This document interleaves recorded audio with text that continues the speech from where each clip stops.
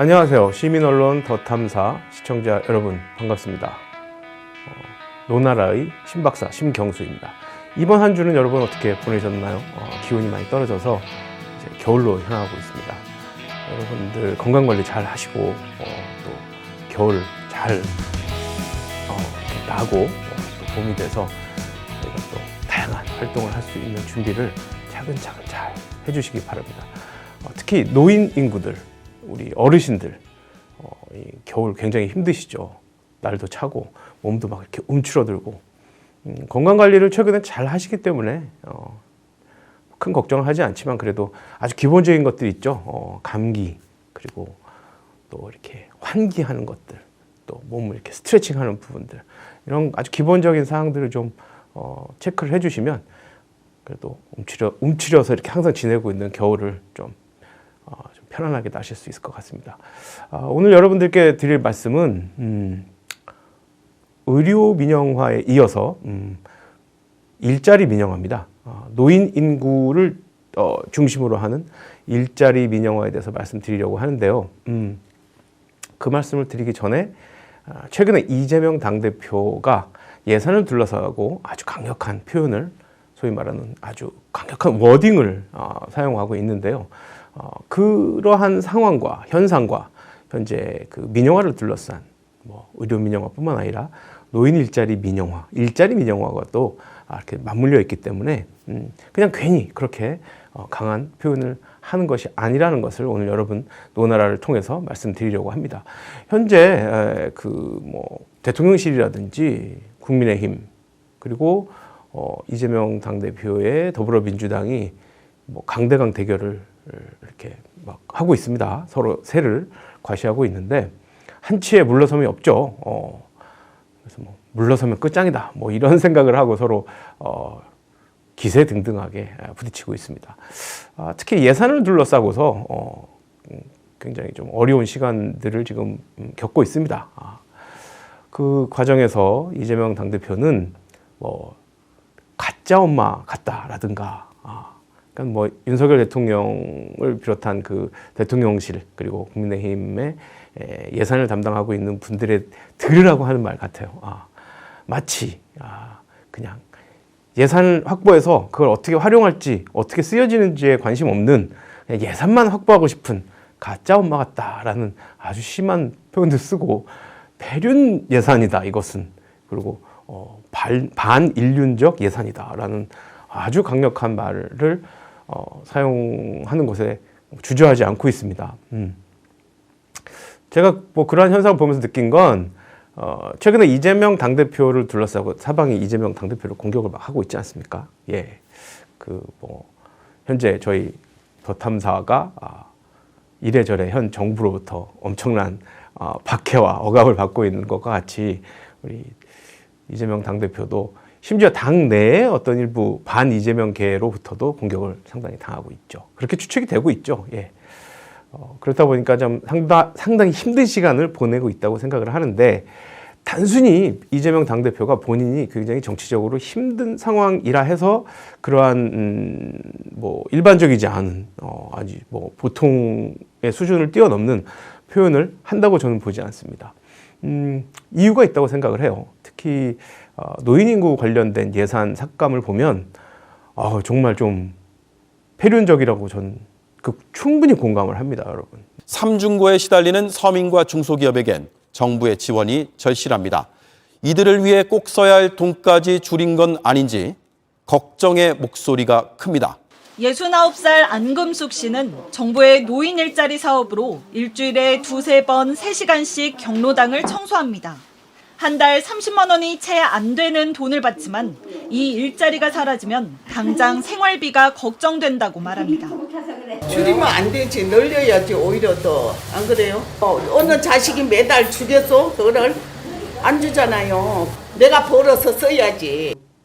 그렇기 때문에 현재 더불어민주당에서는 다양한 몇 가지의 이렇게 노인 인구 관련된, 노인 예산 관련된 부분에 있어서 국민의힘이나 대통령실이 생각하는 것과는 달리 반드시 일정 정도 수준의 예산을 확보할 것이라고 공공연하게 얘기를 하고 있습니다. 노나라를 제가 준비를 하는 입장에서요, 뭐 소위 말하는 뭐 이재명 당대표를 지지하는 분이든 그렇지 않은 60, 70%, 뭐 최근엔 좀 많이 줄었을 거라고 생각을 하지만 소위 말하는 뭐 이직 어르신들, 그분들을 포함하든 결국은 전체 노인들을 위한 예산이죠. 그리고 전체 노인들을 위한 노인복지 관련된 예산입니다. 그러니까 그러한 예산들이 컷이 된다는 거, 없어진다는 거, 줄어든다는 거, 이것은 직접적인 생활에 영향을 미칠 수밖에 없습니다. 특히 항상 말씀드리지만 어르신들께서 가장 많은 지출을 하게 되는 병원비, 그리고 일정한 소득, 거의 그거거든요. 어르신들이 뭐 다른 게 없잖아요. 뭐 이렇게 크게 내가 앞으로 공부를 많이 해서 어떤 집을 사고 어떤 뭐 배우자를 만나서 어떤 자식을 낳고 어떤 차를 사서 뭐 어디 여행 가고, 사실 이런 그 꿈이나 희망사항은 그리 많지 않습니다. 거의 대부분의 어르신들께서는 너무 힘들지 않게 경제적으로, 그리고 어느 정도의 의료적 보호를 받으면서 뭐 개인의 능력이 커버할 수 있는 범위, 거기에 뭐 정부가 좀 서포트하면 좋은 거고요. 그렇지 않고 빈곤선 이하에, 소위 말해서 OECD 기준 40% 이하에 지금 빈곤선 이하로 살고 계시는 분들은 거의 전적으로 공공의료 서비스에 의지할 수밖에 없는데, 병원비, 그리고 용돈, 약값, 뭐 이런 것에 대한 고민이 사실은 어르신들에게는 갖고 있는 고민의 다입니다. 뭐 그렇기 때문에 정부를 통한 공공 서비스의 그 역할이나 존재는 다른 연령대에 비해서 어르신들에게는 굉장히 중요한 존재일 수밖에 없는 것이죠. 하지만 윤석열 정부 들어서 여러 가지 루트를 통해서 뭐 민영화를 한다거나 뭐 의료 민영화 같은 거요. 그리고 뭐 기업을 서포트해야 된다. 정부는 뭐 그러한 큰 테마 앞에서 국민들, 특히 어르신들을 위한 복지 예산이 많이 컷이 되고 있습니다. 그래서 이번 겨울이 상당히 어르신들께는 좀 추운 겨울이 될 것 같은데요. 오늘은 그 중에서도, 그 가운데서도 노인 일자리 민영화에 대한 말씀을 좀 드리려고 합니다. 어떻게 보면 좀 간단한 문제인 것 같기도 하지만 이 상황이 1년, 2년 지속된다면 우리나라의 그 전 정부가 애써서 꾸준히 향상시키려고 노력했던 그 빈곤율에 대한 어떤 수치의 향상이 내년부터는 기대를 할 수 없을 것 같아요. 워낙에 지금 대한민국 노인의 빈곤율이 다른 OECD 국가의 그것에 비해서 평균 수치가 굉장히 빈곤율이 높기 때문에 특별한 노력을 기울이지 않고서는 그 향상이 되지 않습니다. 지금처럼 그냥 뭐 하던 대로 아니면 거기서 조금 예산을 줄여서 이런 식으로 하면 저희는 후퇴할 수밖에 없는 상황인 것입니다.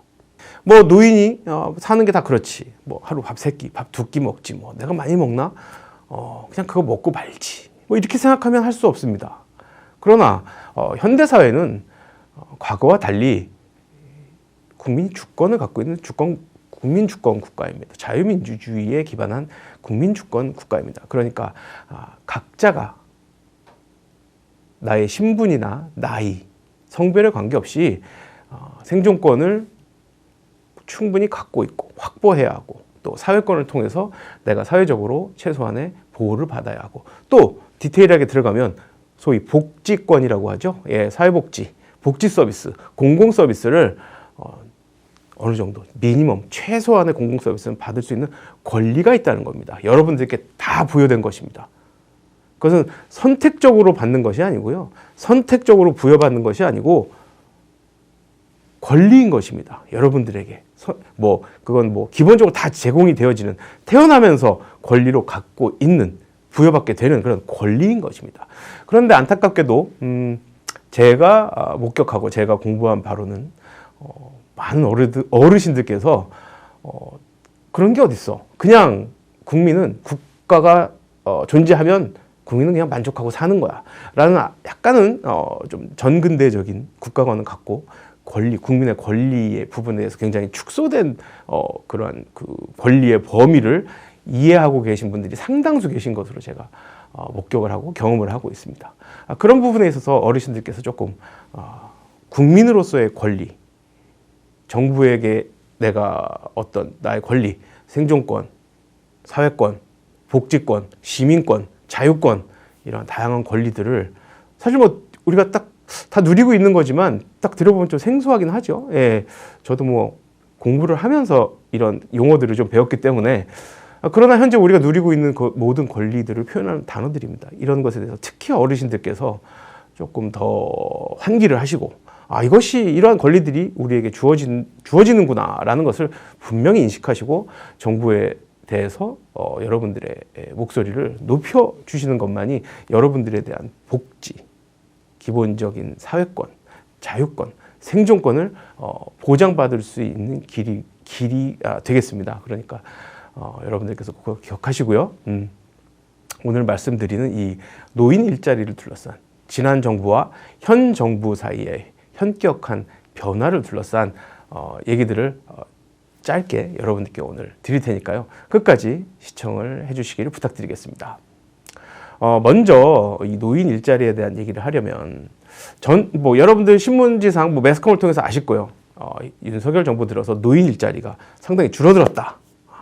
그러나 또 정부 측에서는 그게 아니다, 사실과 다르다 하는데 일자리가 어떻게 변하고 있는지 현재 좀 말씀을 드리겠습니다. 쉽게 말해서 공공 일자리는요 굉장히 줄었습니다. 예. 하지만 민간 일자리 그리고 사회 서비스를 통한 그런 일자리들은 좀 늘었습니다. 그러면 뭐 이쪽이 줄고 이쪽이 늘었으니까 뭐 퉁 치면 되지 않냐 이렇게 생각하면 좋은데 그 공공 일자리와 민간 및 사회 일자리, 사회 서비스 일자리가 성격이 사뭇 다릅니다. 그렇기 때문에 한쪽이 줄고 한쪽이 이렇게 증가했다 해서 그냥 이렇게 줄고 늘었으니까 퉁치자 이렇게 쉽게 볼 수가 없는 문제입니다. 그 차이에 대해서 지금 말씀드리겠습니다. 공공 일자리는 보통 우리가 지금까지 봐왔던 지역에 있는 지자체에서 제공하는 그러한 다양한 공공 일자리에 참여하고 여러분들께서 소득을 이렇게 보장받게 되는 그런 서비스였습니다.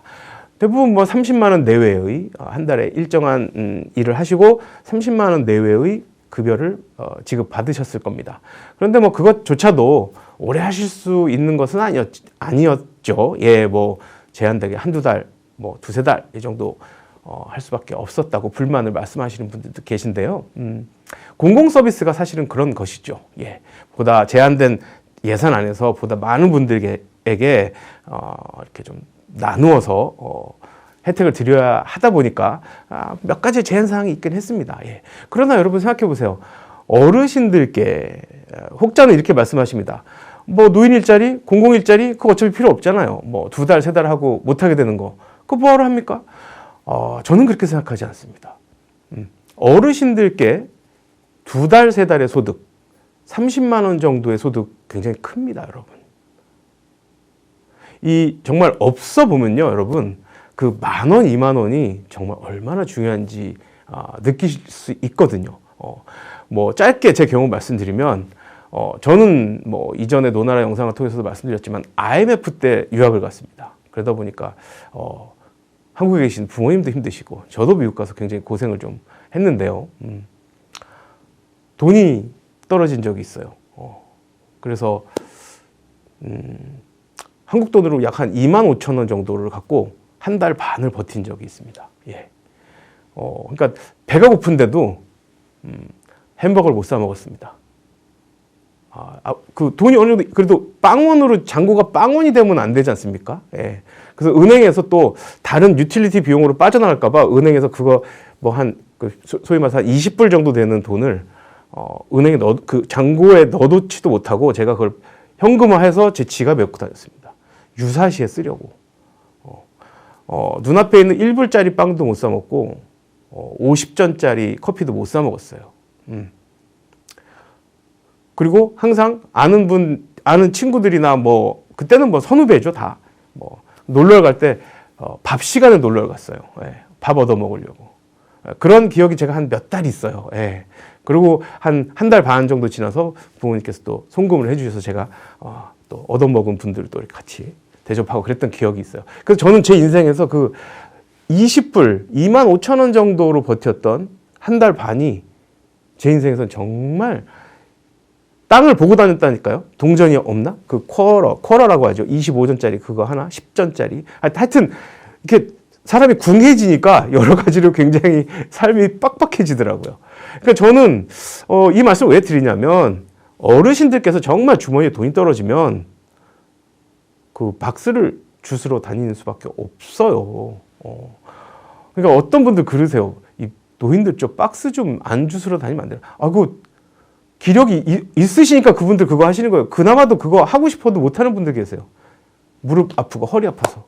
그러니까 그럴 정도로 우리나라의 소득 보전 정책, 어르신들의 그 주머니를 채워드리는 그런 정책은 사실 아직 미약합니다. 많이 부족합니다. 그 와중에 한 달에 약 30만 원 정도 이렇게 드릴 수 있는 그런 공공정책을 컷을 지금 하고 있어요. 약 6만여 개의 일자리를 줄여버렸어요.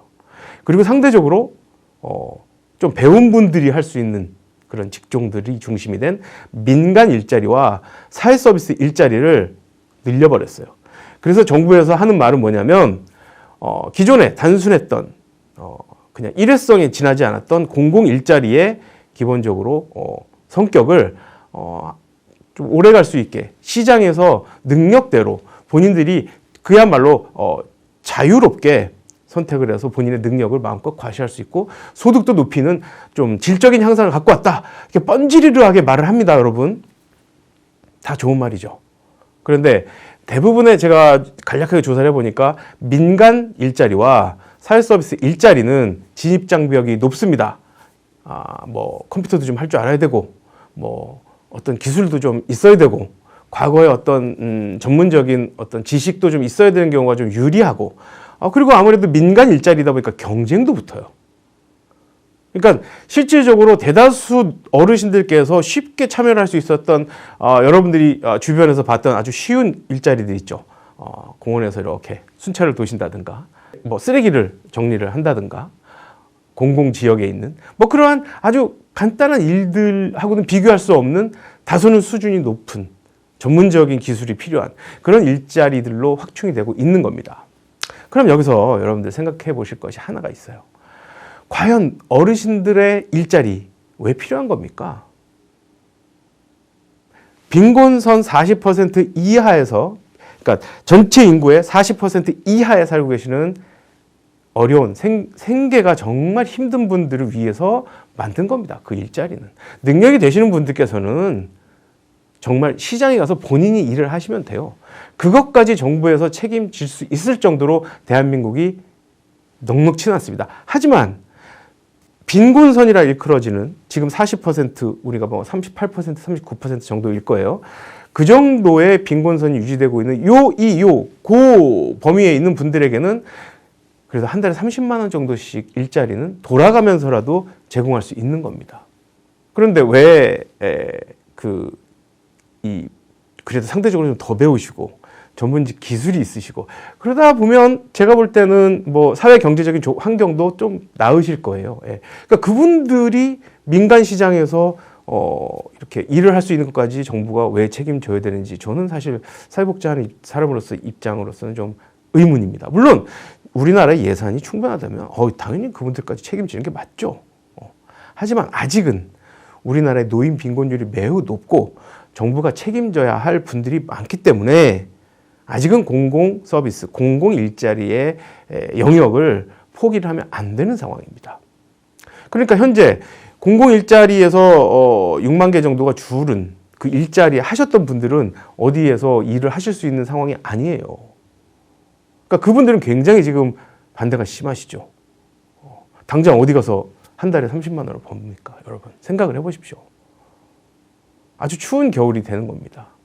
그러니까 현 정부가 내세우고 있는 자유로운 시장 경제에 입각한 선경제 후복지 그리고 기업을 중심으로 하는 경제 성장 이런 모델들은 사실 매우 예전 고전적인 신자유주의에 기초한 어떤 경제 정책, 경제 철학입니다. 그러니까 이 상태가 지속이 되면 빈곤선 이하에 살고 계시는 어르신들의 삶은 굉장히 어려워질 수밖에 없습니다. 아이러니하게도 현재 콘크리트 지지율을 형성하고 30% 정도의 윤석열 대통령에 대한 지지율을 형성하고 있는 분들 역시 70대 이상의 어르신들이 굉장히 많고요. 당연히 여러분들도 아시겠지만 지난 대선에서 윤석열 대통령을 향해서 무조건적인 지지를 보냈던 분들도 어르신 인구가 굉장히 많습니다. 그래서 다른 연령대들로부터 비난도 받고 있긴 한데 그렇게 본인을 대통령을 만들어 준 그런 어르신들인데 어떻게 아이러니하게 윤석열 대통령이 되고 나서는 윤석열 정부에서는 이 어르신들에 대한 예산이라든지 갖가지 공공정책이 후퇴하고 있습니다. 그러니까 이 상황을 조금 더 많은 분들이 특히 윤석열 대통령을 지지하셨던 분들께서 정확히 알아주셨으면 하는 바람이 있습니다. 단 한 분이라도 이 노나라 영상을 통해서 지금 대한민국의 현실, 노인복지에 대한 현실, 가난하고 어렵게 살고 있는 몸 아프고 힘들고 어렵게 살고 있는 어르신들의 처하신 그 현실, 그러한 부분들을 좀 직시할 수 있는 기회를 좀 갖는 그런 기회가 됐으면 좋겠습니다. 따라서 현 상황에서는요, 제가 정부에 이런 부탁을 좀 드리고 싶어요. 과연 사회복지가 무엇인지에 대한 환기를 다시 하셨으면 좋겠단 말입니다. 정책이 누구를 위해서 존재하는지, 사회복지가 누구를 위해서 존재하는지, 상대적으로 사회경제적인 조건이 좋은 분, 윤택하게 사는 분들을 위한 복지를, 노인복지를 계속 유지하실지, 아니면 힘들고 어렵게 사시는 빈곤선 이하의 삶을 사시는 분들을 위한 사회복지를 펼칠지에 대한 사회복지에 대한 정부의 철학이 저는 좀 궁금하고요. 그 부분에 있어서 다시 한번 정리를 해보셨으면 좋겠어요. 그리고 기존에 공공 일자리를 하시던 분들께서 정부에 볼멘 소리를 할 때 정부의 대응은 이거였어요. 앞으로 복지 사각지대를 더 확실히 체크를 해서 어려우신 분들께서 일자리를 잃더라도 그 빈 공간을, 그 간극을 정부에서 메울 것이다. 아주 교과서적인, 한덕수 총리가 항상 말하는 것 같은 교과서적인 대답이에요. 그런데 정작 정부에서 하고 있는 거는 인력 확충보다는, 여러분 복지 사각지대를 알려면요, 이 시스템상에서 전산을 통해서 아는 것도 중요하지만 실제로 사회복지 인력들이, 사회복지 종사자들이 현장에 가서 확인하는 것이 더 중요합니다. 더 효과적입니다. 그럼에도 불구하고 지금 지속적으로 공무원들이 공무원 선발을 하지 않고 공무원 수를 오히려 줄이고 있죠. 업무는 굉장히 지금 더 많아지고 있습니다. 그러면서 한쪽에서는 뭐 AI 시스템을 만든다 하고, 지금 올 초부터는 사회복지 지금 수급자들에게 그 급여를 이렇게 정부 예산을 제공해야 되는 시스템들이 좀 잘 안 돌아가고 있었다는 지금 말들도 있고, 지금 뭐 이렇게 제대로 돌아가고 있는 상황이 아닙니다. 그러니까 말로만 복지 사각지대를 뭐 어떻게 커버를 해서 여러분들을 챙기겠습니다 할 뿐이지, 실질적으로 제가 목격하고 있는 것은 현 윤석열 정부는 사회복지에 대한 의지도 보이지 않고, 실제로 사회복지 서비스가 제대로 충분하게 전달되고 있지 않습니다. 그럼에도 불구하고 항상 사회복지의 범위를 줄이면서 두텁고 촘촘하게 제공한다고 하는데, 과연 두텁고 좀 더 촘촘하게, 더 많이 넉넉하게, 모르겠어요. 윤석열 정부에서 그게 가능할지 모르겠습니다. 불행히도 현재 이 상황에서는 아주 용언한 일이라고밖에 말씀 못 드리겠습니다. 네. 그리고 이 공공 일자리에서 도태되신 분들, 공공 일자리를 더 이상 할 수 없는 분들, 6만여 일자리를 잃어버리신 분들께서 민간이나 사회 서비스 쪽으로 진입할 수 있는 진입 장벽을 좀 낮춰주실 것을 부탁드리겠습니다. 이분들은, 공공 일자리를 하신 분들은 물론 다는 아니겠지만 상당한 수의 어르신들은 정말 한 달 30만 원이 중요한 돈입니다. 큰 액수입니다. 그렇기 때문에 현재 현장에서 흘러나오는 목소리들, 이 민간 서비스, 민간 일자리 내지는 사회 서비스 일자리의 진입 장벽이 너무 높다라는 부분을 감안하시고, 그 뭐 자격 요건이랄까, 뭐 선별 기준이랄까, 뭐 이런 부분들에 대해서 여러분들께서 정부에서 담당자분들께서 좀 조정하셔서 다만 몇 분이라도 얼마간의 이 공공 서비스를, 공공 일자리를 하시던 분들이 소득을 갖지 못하는 기간을 좀 최소화할 수 있도록 민간 일자리와 공공 사회 서비스 일자리를 관장하고 담당하고 계신 분들께서 고려를 좀 해주시기 바랍니다. 어차피 현재 이 공공 일자리는 줄었고요. 민간 및 사회 서비스 일자리는 늘었습니다. 현재 현장에서 일어나고 있는 여러 가지 갈등 상황이나 어려운 상황 속에서 피해자는 결국 노인 인구입니다. 어르신들이십니다. 이 춥고 배고프고 살기 팍팍해지는 겨울인데요. 부디 윤석열 정부에서 그 점을 감안을 해서 이 6만여 일자리를 잃은 이 6만여 명의 그 어르신들이 올겨울을 좀 따뜻하게 날 수 있도록 서비스의 좀 제도적인 보완을 좀 해주시기 바랍니다. 오늘 노나라에서는요, 의료 민영화에 이어서 일자리 민영화에까지 확산되고 있는 정부의 이 민영화 정책, 그중에서 노인 인구를 중심으로 여러분들께 말씀드렸습니다. 부디 여러분들의 이 겨울나기에 도움이 되었으면 하는 바람이 있습니다. 감사합니다, 여러분.